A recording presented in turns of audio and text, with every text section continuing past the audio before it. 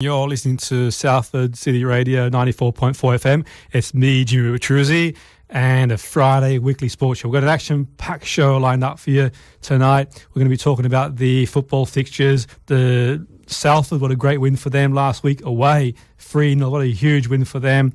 They're going to back up this week against Dagenham. Got some huge premiership fixtures and some huge games between United and Tottenham away. City's going to be playing Wolves is a huge fixture as well. And also the announcement that's come in this afternoon, the big announcement, Andy Murray has decided to impendingly retire. That's a huge story. We're going to talk about that in tonight's show. We've got two fantastic guests lined up. And it's probably that time of year now where you're kind of feeling a little bit lethargic after indulging over Christmas and so on and so forth. And tonight we're going to have a guest. He's he's a semi-professional footballer. He's played football at the highest level. And he's going to talk about ways you can get yourself in shape by playing sport and also adjacently maybe going into the gym as well. And our guest tonight is the head trainer at Body Influence Personal Training, which is not too far away from here. And he's going to sort of talk about ways you can get in shape. We're going to have him on shortly on the show. So it's an action-packed show lined up this evening. Make sure you tune in, and we're going to be also on Facebook, the Friday Weekly Sports Show on Facebook. You can share your views, let us know your thoughts. We've already had some messages, some really interesting messages come through, thoughts and feedback, and get us on Twitter as well. So it's going to be a fantastic evening. We'll go to our guest now. Paul, good to have you on the show. Cheers, Jimmy. Thank you for having me, mate. Thank you. Fantastic, yeah. We're just talking, Paul, about on the show about this time of year, people have probably overindulged a bit and so on and so forth. Me for one as well. I went on a juice cleanse, a couple of juice cleanses as well. Not that I'm suggesting people go on a juice cleanse, but it's something that works for me. But more importantly, I think for me, this time of year, it's like it's not what we do 1 or 2 weeks a year, it's what we do throughout the year. But just getting back into training now, yourself, you're the director at Body Influence, you've been a personal trainer for many years, you've played sport at the highest level as well, you're a semi-pro footballer. What are some ideas and suggestions that people can do to get back in the swing of things now and training, get back on, to get that motivation? What do you think, what can people do, Paul, to get that motivation to get back into it? Yeah, well, it's the perfect time to talk about this, obviously, now, just after the New Year and Christmas and everything. So I've been meeting clients, having consultations all this week, really. I've had about 4 today, and I've had about 15 in total this week. And I sit down with the clients and the ones interested in losing the weight, and I want something sustainable for them. So you see so many people starting something that's unrealistic for them. So they go straight into not training over Christmas, and then they start training 5 times a week, even more some people, twice a day, and they cut out chocolate and cut out everything. But then I say to them, is that sustainable for you? And will you be able to do that again in June and July, further down the line? And 90% of the time, the answer's no. So what I try and do is look at their eating habits, and I'll try and just tweak one thing at a time. So the advice I would give is just, if you're having chocolate at the moment, and a lot of that, don't cut it out completely. Just half it, or go into dark chocolate and choose a better option. At the moment, if you're skipping breakfast and maybe picking up a bag of crisps, just try and have maybe egg on toast. Not every day, but just 3 times a week. And do something that's long-lasting and sustainable. That way, you'll get better long-term results rather than doing well for 4 weeks and then crashing. Yeah, no, it's interesting you say it, and I think that's a good philosophy for sure. And I think for me, Paul, there's people out there that are listening that the gym can be a little bit intimidating if they've not been before, and so on and so forth. But not only that, I suppose in saying that too, it's like, what can they do away from the gym too? And I know yourself as a personal trainer, you sort of advise people to do some activity away from the gym, because obviously you go in the gym and that's great, fantastic, it's got a lot of benefits, but also away from the gym. And what are some things people can do, you think, away from the gym to sort of keep topped up, really, rather than just relying on that one session? Yep, so what I say to people, if they don't want to do personal training or group training, and they want to do something on their own, I say, first of all, try not to do it on your own and get a partner, get a friend, a family member, someone you know quite well who's on a similar journey to yourself, because obviously, for obvious reasons, accountability. If you don't feel like doing it, they're going to be texting you and getting on your back, which is a good thing. And then just doing one step at a time, again, a bit like the nutrition I've spoke about. So if you want to get up to, say, 5K, you want to lose a little bit of weight, set a goal in mind, and just start walking that first week rather than running. Write it down how far you've walked, so maybe you've done 2K, for example. Write that down. The week after, do 1 run and maybe 2 walks. The week after that, 2 runs, 1 walk. And just build it up step by step.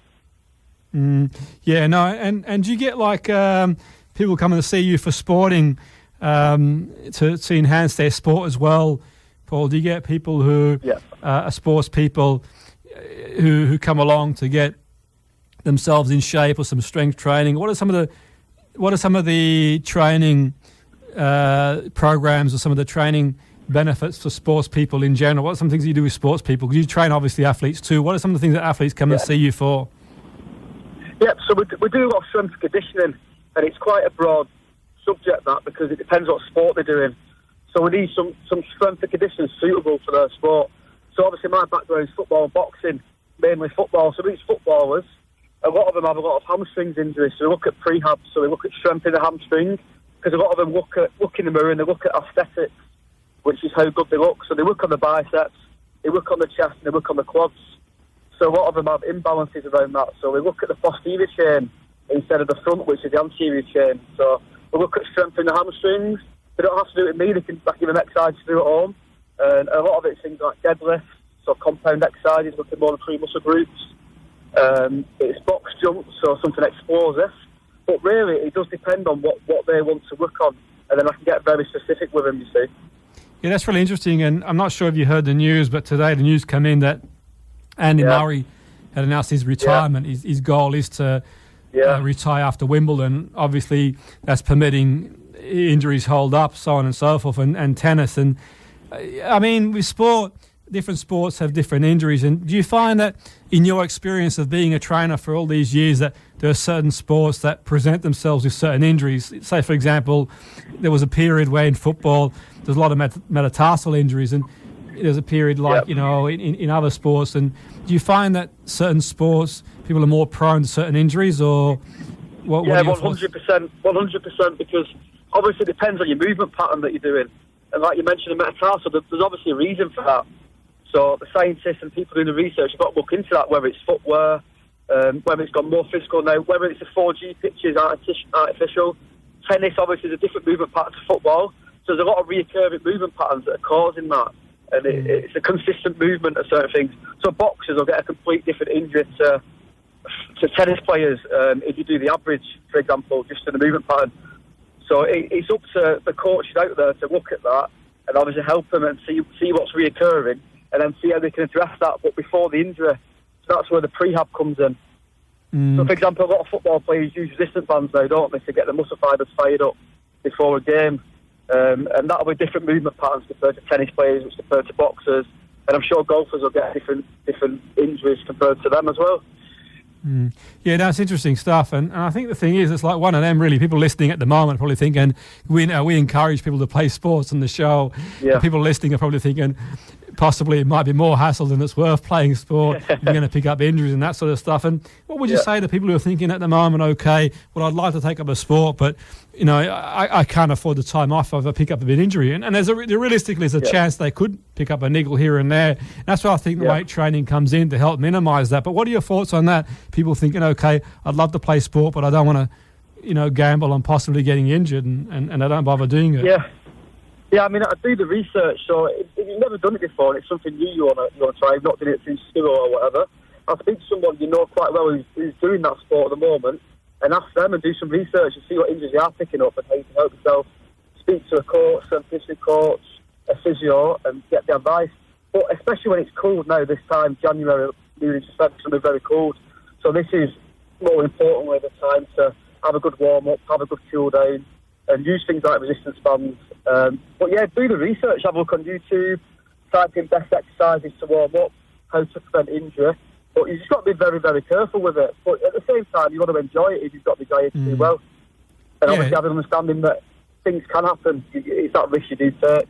Yeah, I mean, that's the thing. It's one of them, isn't it? I suppose you can get injured going for a walk. You can get injured, walking to the fridge. It's one of them, really. We all know that. On the couch, can't you get injured sat down watching television? Precisely, exactly. I think, exactly. Yeah, there's a lot of injuries that happen because people are far more sedentary than they used to be. That's for sure. Obviously, that's a big thing. But the thing is, I think the emphasis being is that, people out there, most people don't play sport professionally, and sport is great.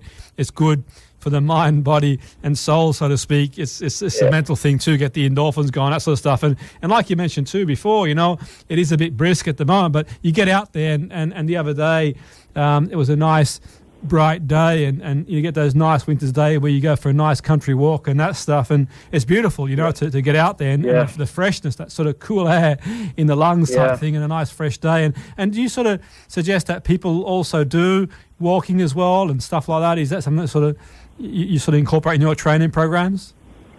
Yes, 100%. And again, we're talking about injuries. You can help recover after a session. So say you started playing football, for example, you need to walk the day after because your muscles are going to tighten up, and you need to lengthen your muscles again. So you do things like foam rollers. But walking, get out there and loosen the muscles up again. But also, if you want to lose weight, it's a great calorie burner, isn't it? And the advice we give to people over Christmas, if they're spending time with the family and they can't get to the gym, just go for a walk. Just go for a walk with a dog. If you go into the pub having a few drinks, maybe walk there instead of taking that 5-minute drive in the car or getting a lift off a friend. Walk down and then enjoy the fresh air as well. And that'll help overall. It'll help you feel better, and it'll also help you lose that little bit of body fat that you might want to lose. Exactly, and that's an interesting point you make there, because for me, I've always sort of considered nutrition being a huge thing around weight reduction in terms of the high nutritional foods are important, eating foods that have got a high nutritional value. And I think for me, nutrition is significant, because obviously people sometimes what happens, I find, Paul, is that people who they train really hard and they've got themselves in a mindset where they think it's going to burn it off. But the reality is it's going to take you about 2 hours running on a treadmill to burn off that sort of half a chocolate bar. And I think nutrition is key. And what sort of emphasis do you put on? You mentioned earlier before you touched on nutrition, but how important do you think nutrition really is around weight reduction? It's the biggest thing. It's the biggest thing. You are what you eat. Obviously, for feeling better as well. But for weight reduction, you have to just really get used to how many calories are in certain foods. So obviously 9 kilocalories per gram of fat. So anything you have, so say you have 50 grams of cheese, which is fat, you've got to times that by 9. So that's 450 calories if you're having just 50 grams of cheese. And it might not look much in your hand, but it's a lot.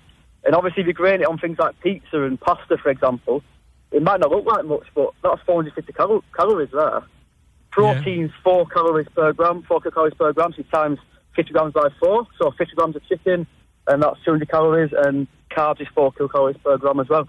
So you just got to do a little bit of education yourself rather than relying on your personal trainer to look everything out for you.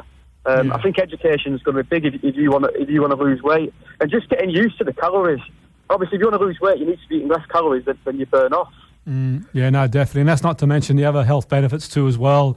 The physical benefits, and we know there's a host of benefits in being active and training as well, which are really important. And what's quite interesting for people listening as well, I mentioned that you sort of play semi-pro football, and we sort of talked about your own sporting career. What's quite interesting as well, Paul, we sort of touched on Andy Murray having now retirement. There's a lot of sports people out there, Paul, who retire long before they get to achieve their best to become professional, and they might have aspirations, and there might be injury, might be illness, might be just misfortune. If there's people out there who are playing sport at any certain level, how tough is it for them to make that transition into I wouldn't necessarily say a 9-to-5 job, but make a transition back into a society, a job in society? I mean, if you're a professional sports person, you play, you've got to make that transition into a job outside that environment. Do you think it's a tough thing for sports people? I know that, I don't know if you still employ, I know you've employed ex-professional footballers at your gym. How tough is it to make the transition, do you think? I think it's very, very difficult, and I've looked into it a lot myself, and I speak to a lot of my friends who have been football players and they do it, and people who are playing semi-pro and obviously looking full-time. Jamie Vardy's a good example. I've read his book and I've watched a lot of interviews with Jamie Vardy looking into him, and he was looking full-time, at a factory, then he was training at night, and it was hard work. But when you stop playing, it's just that adjustment, because you're used to getting up at 8:30, 8 o'clock, and you're going down to training at 9:30, and your schedule's just completely different. But it's a big mindset shift, and you have to kind of accept the reality and appreciate the career you've had, and then look for the next challenge. And kind of what will be, and it is what it is. So it is a big mindset, and there's a lot of a psychology around that. But I think the biggest thing is now accepting that you're doing something different, and you're no longer a football player. Your identity as a football player is not there. You're a human being now doing a different career, and you've got to kind of look forward to that new career. Yeah, that's really interesting stuff. And I think if you've got your heart set on a certain career at a level of identity, how you define yourself, and it's a huge thing. It's almost like going through a transitional, almost like going through a bereavement to a point where you've got your mind and heart set on a certain career, and you really focus on that. Then all of a sudden you've got to change from that. It's just like, I guess the equivalent would be someone retiring at, say, at a certain point in their life, and whatever point that is, they retire. All of a sudden you're stripped of that identity. And we know that we sort of tend to live.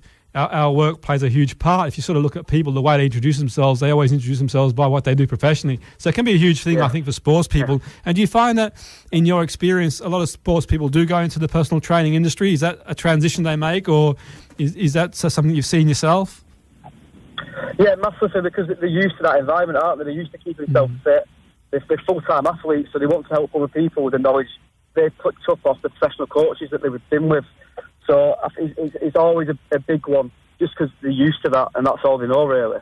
Yeah, no, definitely. I think it's a logical progression in one sense, where you can take all that experience you've got and the discipline you need to be a professional athlete. There's a high degree of discipline. I think the skills are transitional across areas too, even in business, so to speak. You know, you get people who compete at sport at the highest level, they bring their skills into a business environment, and it's, that attention to detail, Paul, that takes that really... Like, you guys at Body Influence, you've got such a good attention to detail where you leave no stone unturned, and that's a really, really important approach for me in any area, for sure, to be able to have that and to be able to do that and to have that attention to detail. And people are probably thinking, in terms of, say, professional athletes, why they would train extra. What are some of your thoughts in, say, a professional athlete putting the extra mile in, Paul? So maybe, you get people coming to see you who participate in sport full-time. People are probably wondering, outside their training regime, why do they need extra training for? What are some of the reasons that people come along to do extra training with yourself?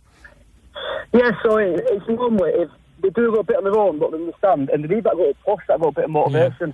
Yeah. We train a lot of football players in the off-season, and they go on holiday for a few weeks, and they come back, and they've got 2 weeks before they go back with a professional club.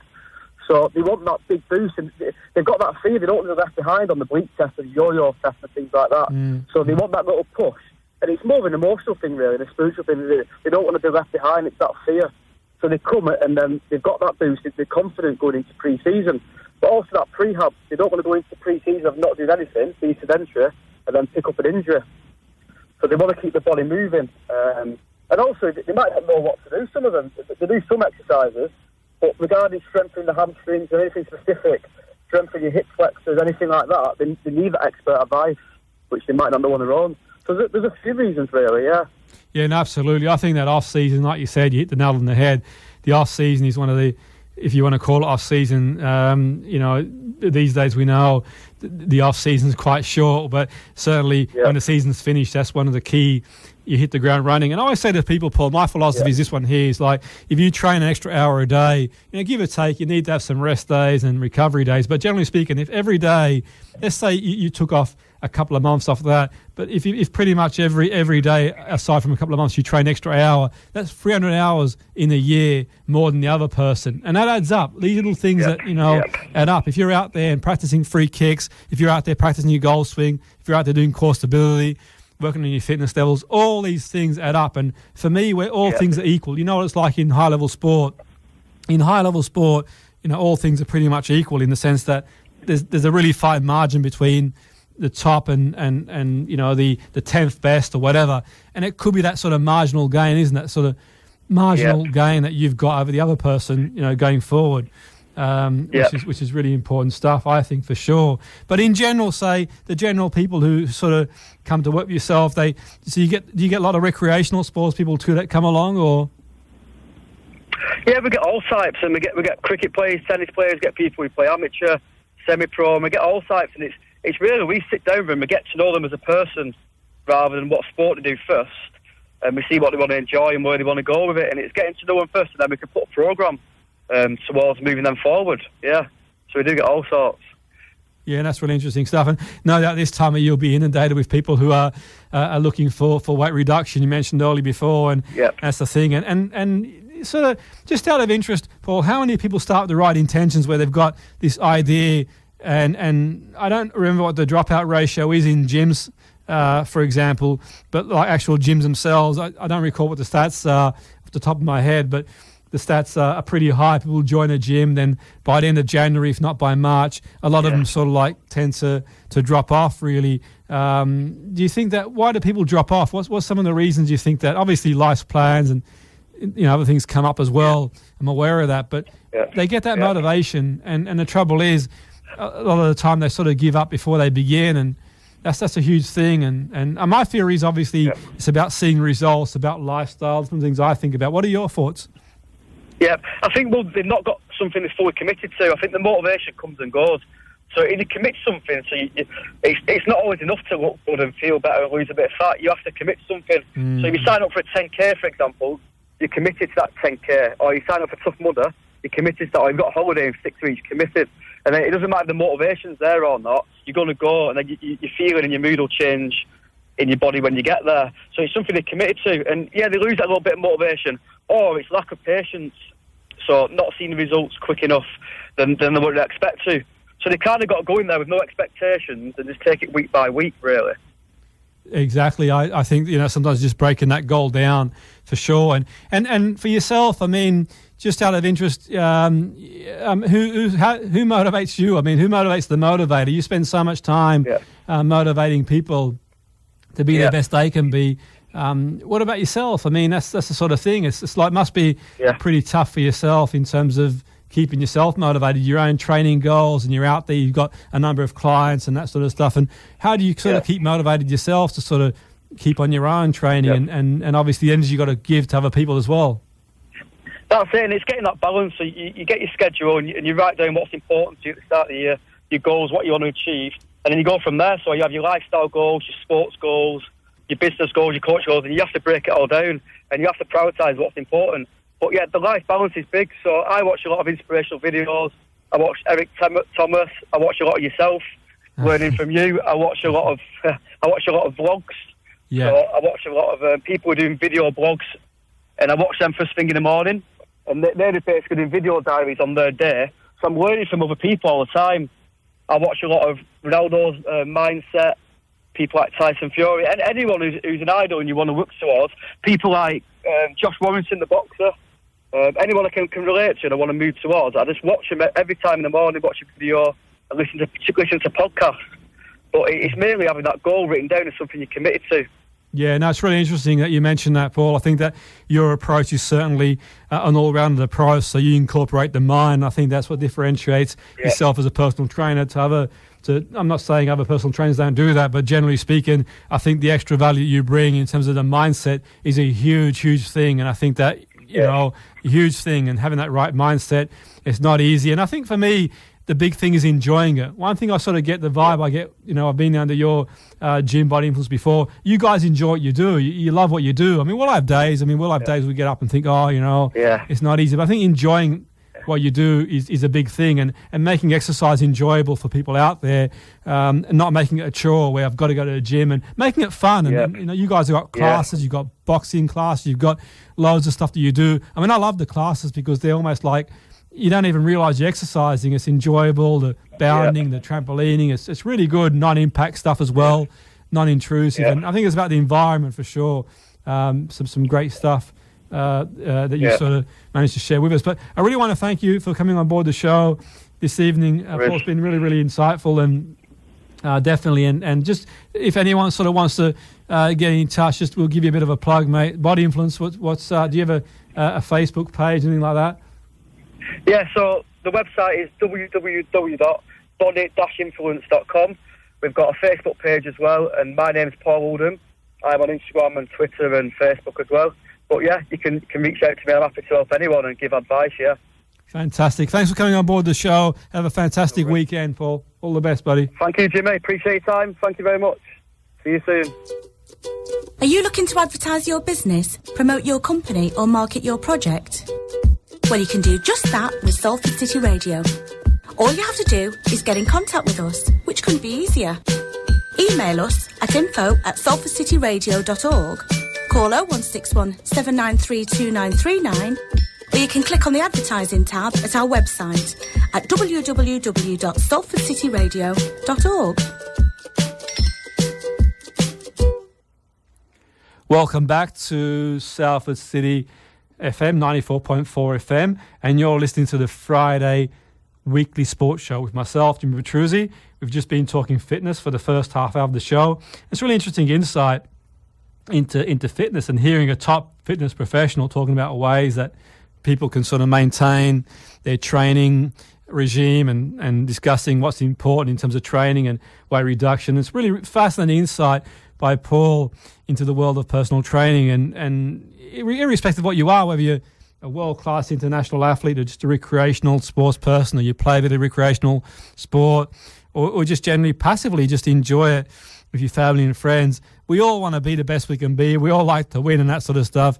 That's for sure. And it's quite fascinating to get some insights and ideas about how we can keep ourselves in shape, what we can do, and also other things like nutrition and mindset. Mindset is huge, a huge thing. And speaking of mindset, we mentioned earlier before that today in a press conference in the news, Andy Murray had announced his impending retirement. What a career Andy Murray's had. It's been a phenomenal career for Andy Murray over the years. And in the beginning, it was always suggested. I remember one time I was actually doing an interview on a different radio station. It was actually in 2011, how the time goes fast. And it was really interesting, really, because I was talking about the psychology of sport. And I've never met Andy Murray. I don't know Andy Murray. I don't know anything about him in that sense, only from what I've seen on TV. But I remember being interviewed about the psychology of sport by two broadcasters on national radio, and they talked about his mindset. And that was prior to him winning a major tournament. And they sort of asked me about his mindset. And I said, well, obviously, without knowing him, I don't know what his mindset's like. But I would say that it's pretty tough, because at that point there, he was competing in an era of some great players. You know, you had your Federers, you had Nadal, Djokovic, and he hadn't won as yet. But ironically, a year later, he would end a drought, a 76-year drought, winning a major tennis tournament, the first British person to win a major tournament in 76 years. And that was huge when he won the American Open. And I think that sort of opened things up for him. The following year, 77-year drought, he'd won Wimbledon in 2013. But Murray would go on to have an incredible career, and he did have an incredible career. And he'd won the Open, US Open, he'd won Wimbledon 2013, 2016, some of the highlights. He won Olympic gold in 2012 and 2016. And I think for me, just breaking that sort of 76-year major tennis Open British was a huge achievement to do that psychologically, but also the Wimbledon, that was really huge, because you had the hopes of the nation, hopes of Britain there anyway, urging him on to win. And it was a tough game against Djokovic, if I recall off the top of my head. But he did show, obviously, that, you know, he a lot of mental strength. He'd won Sports Person of the Year as well a couple of times, I think 2 or 3 times, the Davis Cup as well. He spearheaded winning there. So they're just some of his achievements. And, you know, we've got to sort of look at his career and think what an amazing career he had and sports person he had. And hopefully, with all things being well, he gets the opportunity to bow out in Wimbledon. But obviously, as we well know, the body doesn't always do what the mind wants to do. And the Australian Open could be his last, and hopefully there's a good tournament if he does do and bows out there. But let's sort of wish him well for him to go on and do well and hopefully gets to sort of bow out at Wimbledon. But what a career he's had. And I think for me, the career, and do email us your thoughts on the Facebook page, what your thoughts are. Where does he stand as a sports person? Where would you put him in terms of the greats of sport. For me, he's right up there. He competed in a generation of some top players, your Federers, your Nadals, some great players, Djokovic.